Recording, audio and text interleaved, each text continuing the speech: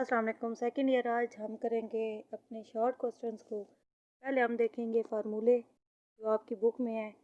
ओस मिलाने सर्फ का फार्मूला आपके पास मौजूद है। आपको पता है सी सर्फ के लिए, वाई आमदनी के लिए इस्तेमाल होता है और सर्फ ओस मिलाने सर्फ में हम आमदनी और सर्फ के बारे में देखते हैं। यानी कि आमदनी और सर्फ की बामी निस्बत को ओस मिलाने सर्फ कहते हैं। यानी A P C equal to C over Y. फिर मुख्ततिम मिलाने सर्फ, मुख्ततिम यानी तब्दील, यानी जो सर्फ का मिलान तब्दील हो चुका होता है उसे मुख्ततिम मिलाने सर्फ कहते हैं। इसका फार्मूला आपके पास है M P C equal to delta C over delta Y. Delta आपकी तब्दीली को ज़ाहिर करता है, यानी कि सर्फ में आने वाली वो तब्दीली जो आमदनी में आने वाली तब्दीली की वजह से वाक़या हो, उसे मुख्ततिम मिलाने सर्फ कहते हैं। औसत मिलाने बचत, यानी आमदनी और बचत के दरमियान आपने ताल्लुक़ देखना है। तो A P S equal to S over Y, यानी कि आमदनी और बचत के दरमियान निस्बत को औसत मिलाने बचत कहते हैं। मुख्ततिम मिलाने बचत यानी आमदनी में आने वाली तब्दीली से सर्फ, आमदनी में आने वाली तब्दीली से सर्फ में आने वाली तब्दीली को हम कहते हैं मुख्ततिम मिलाने बचत। कौमी आमदनी का तवाज़न कहाँ पे होता है ये हमने देखना है। आपके पास ये मौजूद है C plus S equal to C plus आई। देखिए आपके पास वाई सी प्लस एस होता है, ठीक है, वाई सी प्लस एस होता है और वाई दूसरा जो होता है वो सी प्लस आई होता है। और सारिफ का तवाज़न वहाँ पे होता है जहाँ पे C plus S equal to C plus आई या Y equal to C plus आई हो जाता है। अब अगर इसे कैंसिल आउट करें, वाई भी हमारा कैंसिल हो जाता है यहाँ से और हमारे पास सी भी कैंसिल हो जाता है, तो हमारे पास बच जाता है एस माइनस आई, यानी कि दूसरा तवाज़न एस इक्वल टू आई के बराबर होता है। अब इतबारी ज़र को तख्लीक करने का फार्मूला आपको पता होना चाहिए। इतबारी ज़र जब तख्लीक किया जाता है तो उसका फार्मूला होता है नई अमानत जो बैंक में जमा होती है डिवाइडेड बाय ज़र नकद का तनासब, यानी कि कितना वो बैंक अपने पास रखता है। अगर इसको डिवाइड किया जाए अमानत पे तो ये आपको इतबारी ज़र कितना तख्लीक हुआ है पता चल जाएगा। फिर इसके बाद नज़रिया मकदार ज़र की बात करें तो आपको फार्मूला याद करना होगा P equal to M we plus M we slash divided by T. यानी कि अगर आपके पास कानूनी ज़र M मौजूद है, इसकी गर्दिश के लिए V, इतबारी ज़र M स्लैश है और इसकी गर्दिश के लिए V, इशाओ खदमात के लिए हम T इस्तेमाल करते हैं और P हमारे पास कीमतें होती हैं।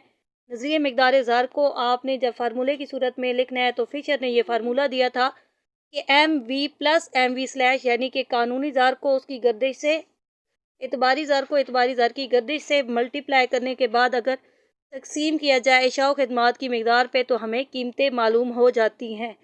आपने ये फार्मूले सारे सही करके याद करने हैं। कौमी आमदनी, कौमी आमदनी किसी भी मुल्क में एक साल के अरसे में इशाओ खदमात पैदा की जाती हैं, यानी एक साल के अरसे में सरमाए और कुदरती वसाइल से जो कुछ पैदा करेगा वो मुल्क उसकी वो कौमी आमदनी कहलाती है। यानी कि सरमाया और कुदरती वसाइल से जो कुछ भी पैदा होगा एक साल के अरसे में उसे हम कौमी आमदनी कहते हैं। कौमी आमदनी को मालूम करने के तरीके हमारे पास तीन हैं: पैदावार का तरीका, मुआवज़ों का तरीका और खर्च का तरीका। यानी जितनी चीज़ें पैदा की गई हैं अगर उनको मालूम किया जाए तो कौमी आमदनी पता चल सकती है। या फिर इन चीज़ों को पैदा करने के लिए जो आपने मुआवजे अदा किए हैं उनका तरीका भी आपको कौमी आमदनी मेयर करने में मदद देता है। इसके बाद एक मुल्क एक साल में उसमें जितने अखराजात होते हैं, आम लोग करें, हाजिर करें या हुकूमत करे, वो सारे अखराजात अगर जमा किए जाएँ तो भी कौमी आमदनी मालूम की जा सकती है। कौमी आमदनी को मुतासिर कौन कौन से अवामिल करते हैं ये हमारे पास होते हैं कुदरती ज़राए जो हमें कुदरत की तरफ से मुफ्त अतिया होते हैं, वो ज़राए इंसानी ज़राए यानी कि इंसान जो मुख्तलिफ़ खिदमात सर अंजाम देते हैं, या मसनूई ज़राए यानी जो चीज़ें इंसान ने अपनी सहूलत के लिए ख़ुद अपने हाथों से बनाई ताकि वो बआसानी चीज़ों को तख्लीक कर सके, तो वो तमाम ज़राए जो होते हैं वो कौमी आमदनी को मुतासिर करते हैं। बार्टर सिस्टम की बात करें तो बार्टर सिस्टम हमारे पास इशा के बदले में इशा के लेन देन को हम बार्टर सिस्टम कहते हैं। यानी कि चीज़ों के बदले में चीज़ें, जैसे कि शुरू में इंसान किया करता था। इसकी मुश्किलात, बार्टर सिस्टम की सबसे बड़ी मुश्किल अदम मुताबिकत, उसके बाद म्यार कदर में फुकदान पाया जाता है, यानी कि आप बआसानी चीज़ों का म्यार तय नहीं कर सकते। ज़ख़ीरा कदर यानी कि आप चीज़ों को लंबे अरसे तक महफूज नहीं कर सकते। उधार लेन देन में दिक्कत होती है। इंतकाल पजीरी या नकल पजीरी में भी मुश्किल का सामना करना पड़ता है। اس بنا پر ہم دیکھتے ہیں کہ زر کو مختلف مراحل میں سے گزارا گیا، جسے ہم زر کے ارتقاء کا نام دیتے ہیں۔ اشاع اور اجناس کے بدلے میں پہلے انسان چیزوں کو حاصل کیا کرتا تھا۔ جب اس نے مشکلات کو دیکھا تو اس نے دھات کو اور دھاتی سکوں کو استعمال کرنا شروع کر دیا، یہ دوسرا مرحلہ ہے۔ پھر کاغذ کی مدد سے اس نے اور کاغذی زر کی مدد سے چیزوں کی خرید و فروخت کی، یہ اس کا تیسرا مرحلہ ہے۔ اس کے بعد اعتباری زر یعنی چیک، ہنڈیوں وغیرہ کو استعمال کیا گیا، اور آج کل جو جدید طریقہ استعمال کیا جاتا ہے وہ برقی زر ہے، یعنی کہ آپ اپنے اکاؤنٹ سے کسی دوسرے اکاؤنٹ میں بآسانی پیسہ منٹوں سیکنڈوں میں پہنچا لیتے ہیں، یہ اس کا پانچواں مرحلہ ہے۔ اس کے بعد اگر ہم زر کی بات کریں تو ہر وہ چیز جو اعلی مبادلہ کی حیثیت رکھتی ہو اور اسے قبولیت عامہ حاصل ہو تو اسے ہم زر کہتے ہیں۔ زر کا فرض کیا ہوتا ہے، یعنی کہ وہ چیز کون سی ہوگی جسے قبولیت عامہ حاصل ہو، یعنی کہ لوگ فوراً قبول کر لیں، وہ زر ہو سکتا ہے۔ کوئی بھی چیز ہو جسے لوگ بآسانی قبول کرنے کو تیار ہوں۔ انتقال قدر یعنی کہ اسے بنایا جا سکے، ڈھالا جا سکے۔ اس کے بعد معیار قدر کا کام کرے، یعنی کہ چیزوں کے معیار کو طے کرنے میں کس کی کتنی قیمت ادا کرنی ہے اس میں مدد دے، تو وہ زر ہو سکتا ہے۔ پھر تقسیم پذیری یعنی اسے چھوٹے چھوٹے حصوں میں تقسیم کیا جائے۔ تشکیل پذیری اس طرح کا زر دوبارہ تخلیق کرنا پڑے تو اس طرح کا زر تخلیق کیا جائے، تو یہ زر کے اوصاف بھی ہیں اور زر کے فرائض بھی ہیں۔ زر کی اقسام اگر دیکھیں تو ہمارے پاس پہلے دھاتی زر ہے۔ دھاتی زر میں معیاری زر ہوتا ہے اور اس کے بعد علامتی زر ہوتا ہے، ٹھیک ہے۔ معیاری زر یعنی وہ سکے جن کی قیمت اور ان کی ظاہری مالیت اور حقیقی مالیت برابر ہو، جبکہ علامتی زر میں جس کی ظاہری مالیت زیادہ جبکہ حقیقی مالیت کم ہو۔ پھر کاغذی زر ہمارے پاس ہے جو بدل پذیر اور غیر بدل پذیر دو طرح کا ہوتا ہے۔ قانونی زر یعنی کہ محدود اور لامحدود ہوتا ہے۔ اس کے بعد اعتباری زر یا قریبی زر جس کو ہم اعتبار یا بھروسے کی بنیاد پر استعمال کرتے ہیں، یہ زر کی اقسام ہے۔ اب اگر ہم ہنڈی کی بات کریں تو ہمارے پاس کاروباری لوگ جو ادھار لین دین کرتے ہیں، کاروباری لوگ جو ادھار لین دین استعمال کرتے ہیں، ان کے جو حکم نامے وہ لکھتے ہیں ادھار میں، ان کو ہم ہنڈی کہتے ہیں۔ یعنی ادھار کے لین دین کے وقت جو حکم نامہ تاجر ایک دوسرے کو لکھتے ہیں، کاروباری حضرات لکھتے ہیں، ان کو ہم ہنڈی کہتے ہیں۔ ہنڈیوں کی اقسام ہمارے پاس درشنی ہنڈی، مدتی ہنڈی، ملکی اور غیر ملکی ہنڈی ہوتی ہے۔ درشنی ہنڈی یعنی جس کی ادائیگی جو شخص بینک میں وہ ہنڈی پیش کرے گا فوراً اسے کر دی جائے گی، اسی وقت اس کی ادائیگی کر دی جائے گی۔ مدتی ہنڈی ایسی ہنڈی ہوتی ہے جس کی ادائیگی ایک مدت کے بعد کی جاتی ہے، یعنی جو ٹائم پیریڈ لکھا ہے اس کے بعد ہی آپ اس ہنڈی کی مدد سے اپنی مطلوبہ رقم کو حاصل کر سکتے ہیں۔ ملکی ہنڈی یعنی جس کو ملک کے تاجر ادھار لین دین میں استعمال کرتے ہیں، یعنی ایک ہی ملک کے تاجر جب آپس میں ادھار لین دین کرتے ہیں تو اس وقت جو وہ رسید لکھتے ہیں اس کو ملکی ہنڈی کہتے ہیں۔ یہ مدتی ہنڈی بھی ہو سکتی ہے اور درشنی ہنڈی بھی ہو سکتی ہے۔ اس کے بعد ہمارے پاس غیر ملکی ہنڈی ہوتی ہے جس کو ملکی اور غیر ملکی تاجر تجارت کے دوران ادھار لین دین میں استعمال کرتے ہیں، یعنی کہ ملکی اور غیر ملکی لوگ جب تجارت کرتے ہیں اور اس وقت جو ادھار لین دین کیا جاتا ہے اس وقت جو تحریر لکھی جائے گی اسے ہم غیر ملکی ہنڈی کہیں گے۔ اس پہ بھی ٹائم پیریڈ بھی ہو سکتا ہے، یعنی مدتی ہنڈی بھی یہ ہو سکتی ہے اور درشنی ہنڈی بھی ہو سکتی ہے۔ ہنڈی کی مدت کی اگر بات کریں تو ہنڈی کی مدت زیادہ تر 90 دن ہی ہوتی ہے۔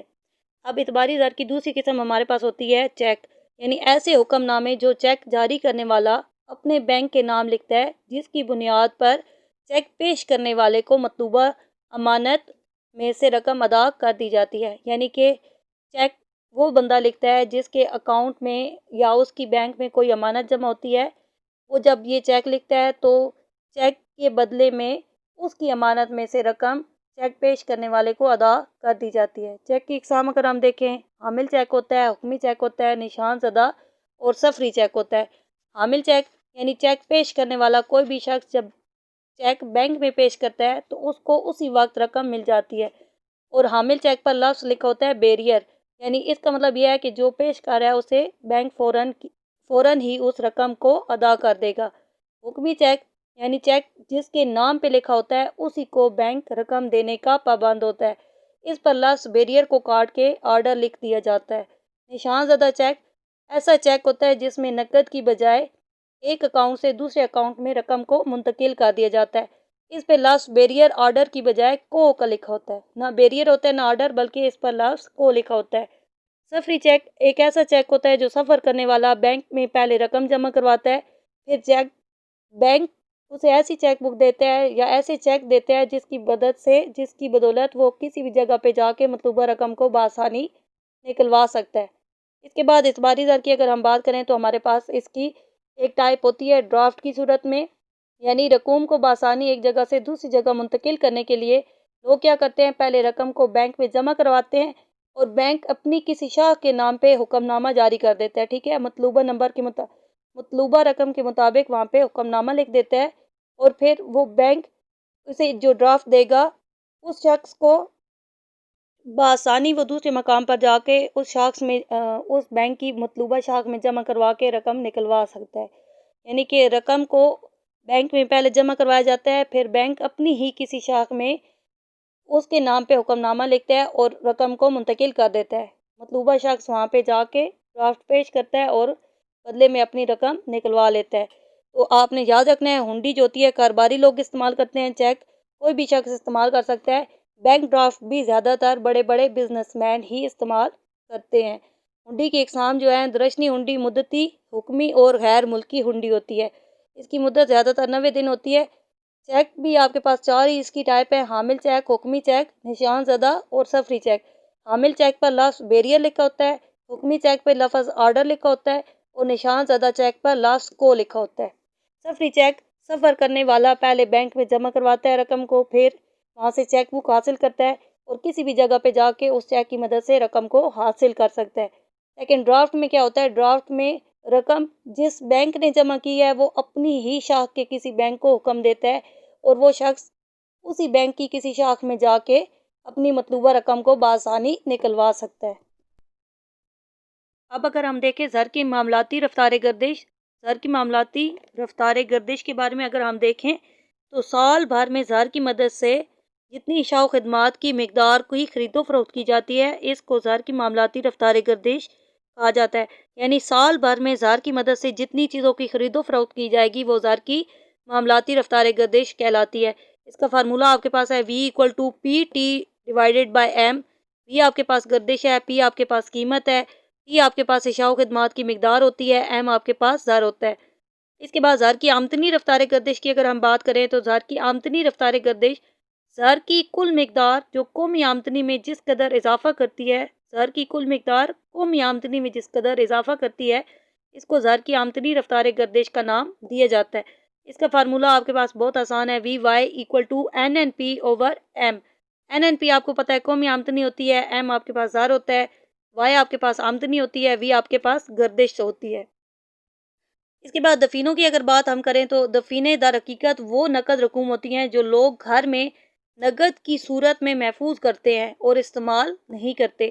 یعنی وہ رقم جو گھر میں نقد کی صورت میں ہو لیکن استعمال نہ کی جائے دفینے کہلاتی ہے۔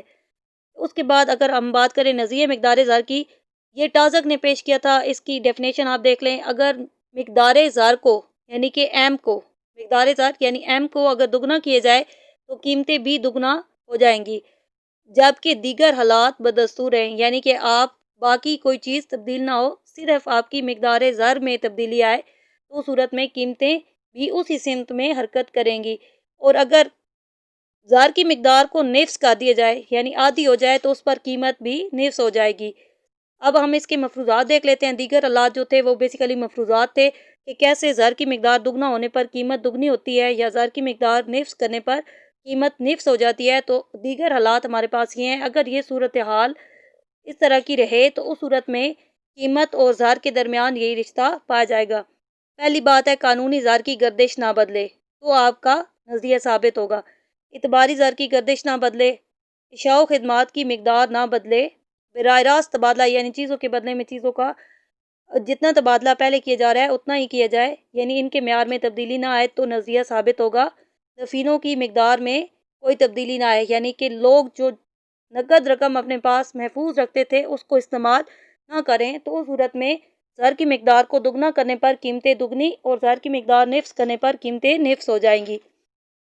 بینک کی ڈیفینیشن آپ کو پتہ ہونی چاہیے، ایسا مالی ادارہ جو لوگوں کی امانتوں کو محفوظ کرتا ہے، قرض جاری کرتا ہے، اس کو ہم کہتے ہیں بینک۔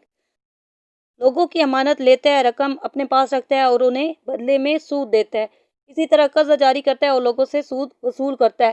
اس کو ہم مالی ادارہ بھی کہتے ہیں اور یہی آپ کا بینک ہوتا ہے۔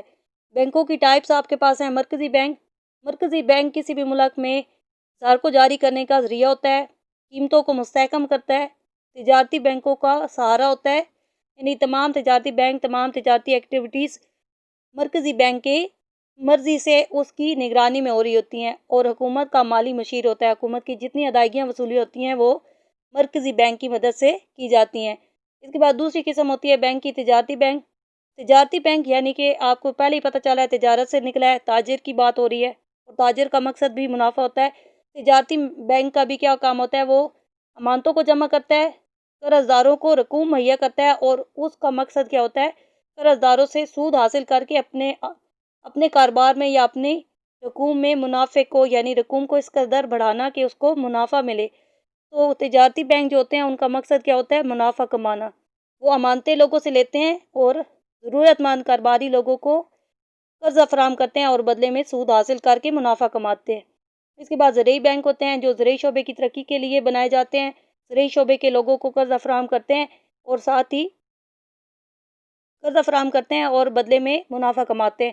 صنعتی ہمارے پاس بینک ہوتے ہیں جو صنعتی ترقی کے لیے مددگار ہوتے ہیں۔ امداد باہمی کے بینک ہوتے ہیں، یعنی کہ بہت سی انجمنیں مل کر ایک سرمایہ کا اکٹھا اسٹاک کرنے کے لیے جو مل کے بینک بناتی ہیں۔ امداد باہمی کے بینک یہ ہوتے ہیں، یعنی کہ اس میں بہت سے لوگ مل کر اس بینک کو چلا رہے ہوتے ہیں، اور اس کا مقصد بھی یہ ہوتا ہے کہ جہاں پہ جس کو ضرورت پڑے وہاں پہ یہ لوگ امانتیں جمع کرتے ہیں اور رقوم مہیا کرتے ہیں اور بدلے میں منافع کماتے ہیں۔ رہن کے بینک ایسے بینک ہوتے ہیں جس میں قرض دار کو کوئی نہ کوئی چیز بینک میں گروی رکھنا پڑتی ہے، یعنی کہ کسی چیز کے بدلے میں اس کو قرضہ جاری کیا جاتا ہے۔ یاد رکھیے گا کہ چیز کی مالیت جو ہوتی ہے وہ قرضے سے ہمیشہ زیادہ ہی ہوتی ہے۔ اس کے بچت بینک لوگوں کو بچت کی ترغیب دینے کے لیے بنائے جاتے ہیں تاکہ لوگ کیا کریں، دفینوں کی صورت میں نقد رقم اپنے پاس نہ رکھیں بلکہ اسے معاشرے میں سرکولیٹ یعنی معیشت میں اسے چلنے دیں، یعنی کہ اس کو بینک میں جمع کروا دیں تاکہ جس کو ضرورت ہے یعنی کاروباری اداروں کو بآسانی قرضہ وغیرہ مل سکے، سرمایہ کی قلت نہ ہو۔ اس کے بعد زر مبادلہ کے بینک ہوتے ہیں جو ہماری ملکی کرنسی کو غیر ملکی کرنسی میں بدلنے میں ہماری مدد کرتے ہیں۔ تو آپ نے یاد کرنا ہے کہ زر کی معاملاتی رفتار گردش، اس کا فارمولہ آمدنی رفتار گردش، اس کا فارمولہ دفینے کیا ہوتے ہیں، نظریہ مقدار زر کی ڈیفینیشن، اس کے مفروضات، بینک کیا ہوتا ہے، بینک کی اقسام، مرکزی بینک کی ڈیفینیشن، تجارتی بینک اور اس کی ڈیفینیشن آپ نے کرنی ہے، اور اس کے علاوہ باقی تمام بینک بھی ان کا مقصد بھی کیا ہوتا ہے، وہ کیا کرتے ہیں، لوگوں سے پیسہ امانت کو جمع کرتے ہیں اور پھر قرضہ دے کر منافع کماتے ہیں۔